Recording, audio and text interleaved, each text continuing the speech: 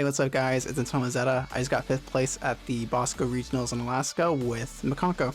I played against a Ryzeal Fiendsmith, Woods Fiendsmith Azamina, a Sharks, and a Exosister deck. I went 3-1-1. I lost against Ryzeal Fiendsmith just because I drew really bad. The only starter I drew was Nadir, and he Abyss Dweller, and I was like, oh, GG's. The deck is good against Ryzeal, Fiendsmith, and Blue Eyes. The only problem is Maliss, but that's why there's extra back row hate in this version of the deck. This is going second. The deck performed really well. I would have won the whole event, but sadly, I just bricked against the Ryzeal Fiendsmith player. I only drew Nadir, and he just hard made Abyss Dweller pass, and it's like, oh, I'm playing Mikanko. Only starter is Nadir.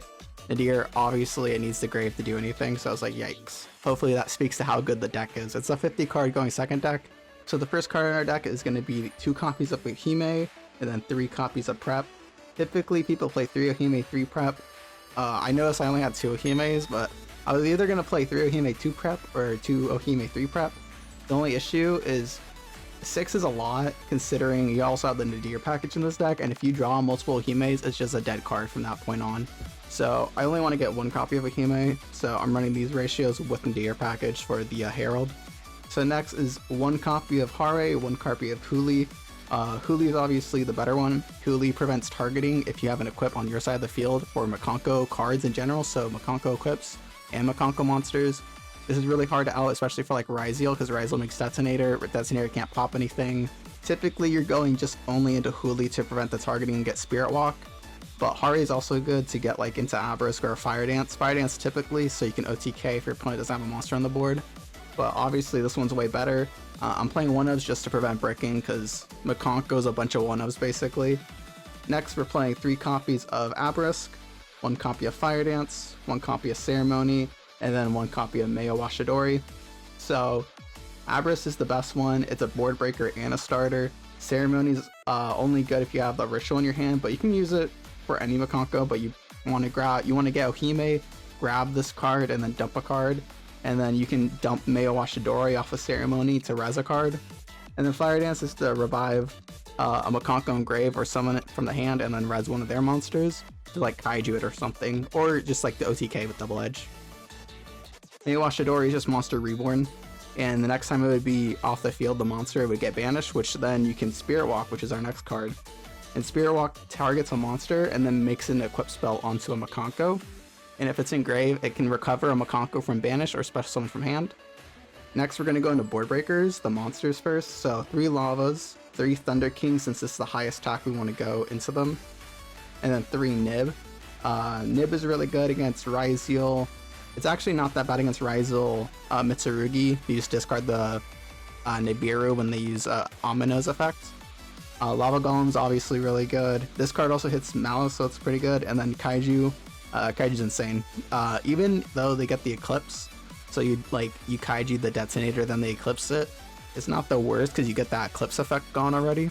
And also, we have other cards to deal with Detonator, so this card is more like for Desirees, for like White Binders and stuff like that. Next, we'll go into our spell board breakers, which is going to be 3 Ulti Slayer, 1 Harpies, 2 Lightning, and then we're going to play 2 Cosmics. So there's a lot of back row, so like Ryzeal's Cross you want to get rid of, any Maliss back row like NTP07 or like whatever they got on the back row, that one's good to hit. And then Ulti Slayer is obviously good because you just shuffle the Detonator back and now it's dead. This is also good against like Blue Eyes because Blue Eyes has back row, they get like a triple pop in their back row, and then if you destroy the trap it like destroys their monsters, so it's pretty good against that. And then Ulti Slayer can shuffle back the Spirit Dragon because they can't respond with monster effects, and then you get an Omnigate down, and then you throw your own Synchro, and then you throw Herald, which grabs a starter. So next is our Dogmatika package. Pretty simple. It's just going to be the 3 Nadir and the 1 Maximus. Not too much to explain. It sucks to draw the brick with Maximus, but you can discard it with Ohime and then Nadir it back because it's from deck or grave. Also, if you draw Maximus, what you can do is normal summon a Mikanko, go into Solomon Great Anchorage, and then go into Sakura Garuda, and then use Maximus the Solomon Great. So that one's also another play. Next, we're just playing 2 Pot of Extravagance. You don't play the 3rd, so you don't draw into another one when you Pot of Extrav. I didn't really draw this at all during the regionals, but it's a pretty good card. Depending on your hand, you'll do either 3 or 6. It's just really good since usually they don't negate it, or they'll use Ash negate, which makes your Ohime and Nadir like clear. So no matter what, it's like either bait or you get a draw 2, which is insane because half the deck is board breakers.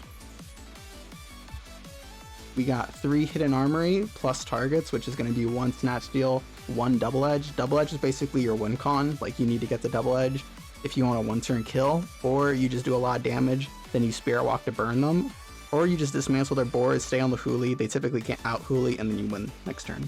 But Double Edge is really good because it reflects the damage you would take, so basically give them 2,000 and then they take the damage twice.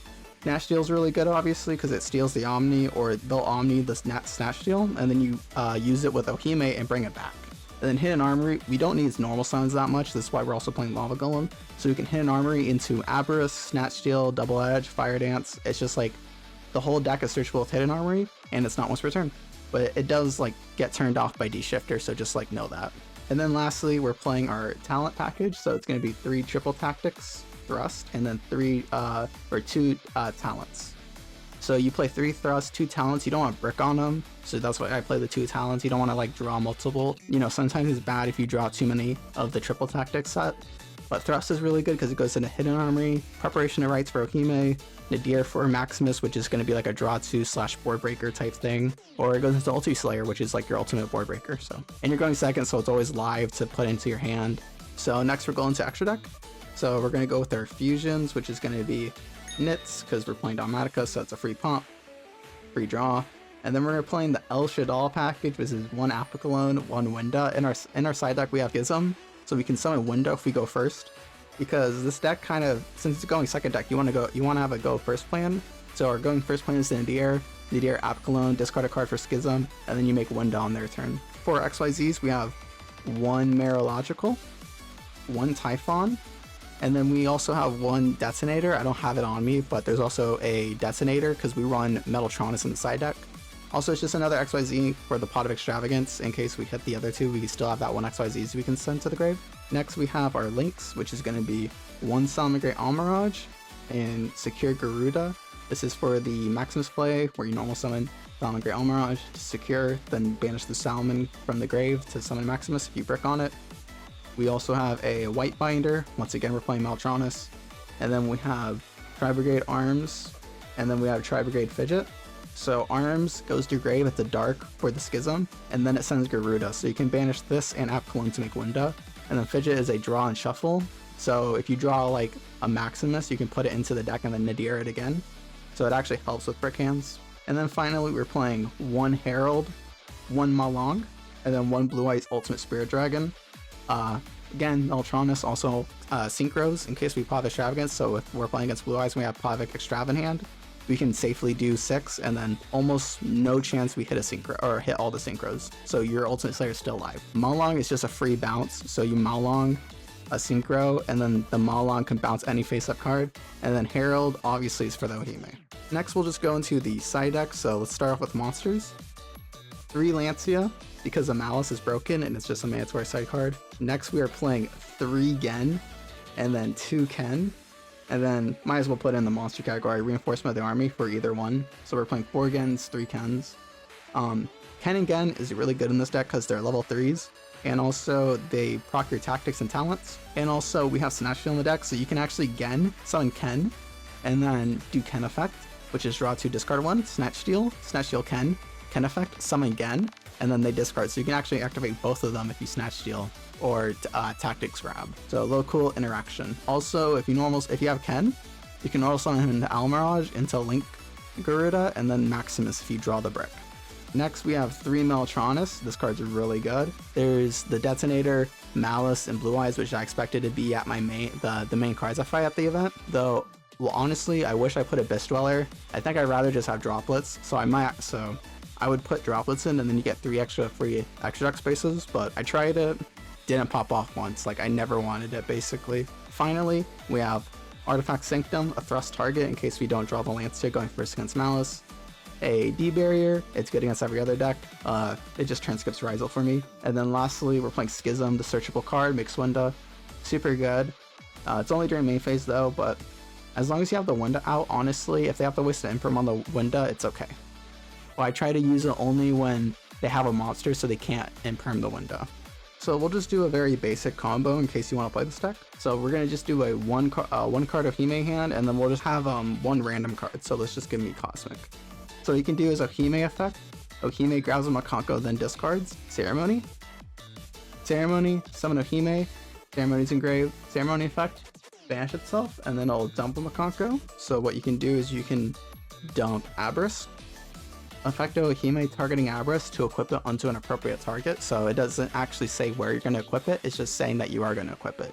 So you target Abyss, you equip it on their monster, or Ohime if you're going first. Abyss effect, let's say we're going first, so we're going to put this back in the hand. For next turn, we summon Huli. Now we can't be targeted, neither of these cards can be targeted, this can't be destroyed.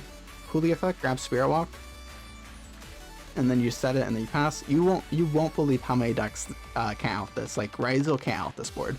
Like this is anti-Ryzeal, and if they do, let's say they Extinction Knight and then they beat over Huli, you don't take damage by the way. So let's say they do that. Next turn you have Ohime in hand. Ohime effect, you're gonna do the same thing. You're gonna grab like Meo Washidori, dump Meo Washidori effect, bring this back, and now it's like back again. Now if it goes away, you can Spirit Walk. By banishing Spirit Walk, you get the summon and Huli out for free. So you just have so much like repetitive like comeback with this deck, and now it goes to grave again, and now you make Meo Washidori again. See, it's super good. So here's a more advanced OTK option you can do. So the cards we require are Ohime and Lava Golem. These are the only cards you require. And then you get the extra card that you need for the Ohime discard. Huli or any of the main deck Mikanko bricks are actually good for this combo, but any card suffice. We'll just use the brick so I can show you like a more simple way. But if you don't have the Mikanko brick, you just go for Abyss instead of Meo Washidori in this play. Ohime effect, we're gonna grab Ceremony, dumping Huli. We can Lava Golem. You can Lava Golem probably at the start so they don't have that Omni Negate. Ceremony to summon Ohime. Ceremony effect, banish it, and then dump Meo effect, bring back Huli effect, grab Spirit Walk, battle for 3000 into him with both because you reflect the damage back. Pass turn, during a standby he takes 1000, effect a Spirit Walk, equip Lava Golem, burn for another 1000, and that's 8000 in total. That's that's basically one card combo with Lava Golem. So if you have Ohime and Lava, you can actually OTK that turn. So all in all, here's what your average Mikanko game is going to look like. So it's going to be like this, it's going to be like this, and then it's going to be Hidden Armory or a way to get to Double Edge.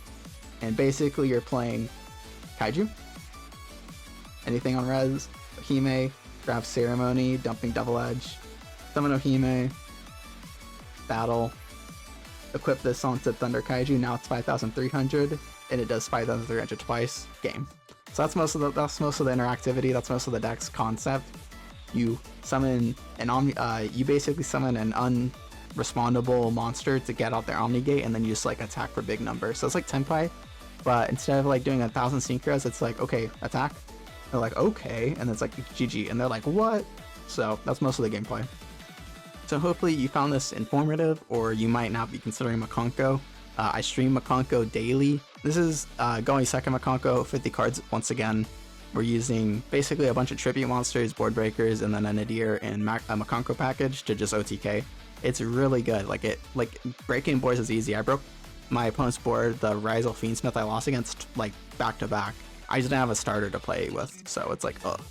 And there's like, I think there's roughly like 15 to 20 starters and then 20 like board breakers. And the deck is actually consistent, besides being 50 cards, because there's so many 1-ups. That's why it's such a high count. It's to counteract the 1-up bricks. So mathematically, you're less likely to draw into a brick. The deck only really loses against Ash, like Handtraps, because if it's on board, you don't have to be concerned about it. It loses to Droll, Ash, and D-Shifter. And that's basically it. This deck has a really good Fiendsmith matchup, a good Ryzeal matchup. It has a good Blue Eyes matchup. The Maliss matchup sucks, but like, and thank you for watching. I'll see you guys in the next video. Bye bye.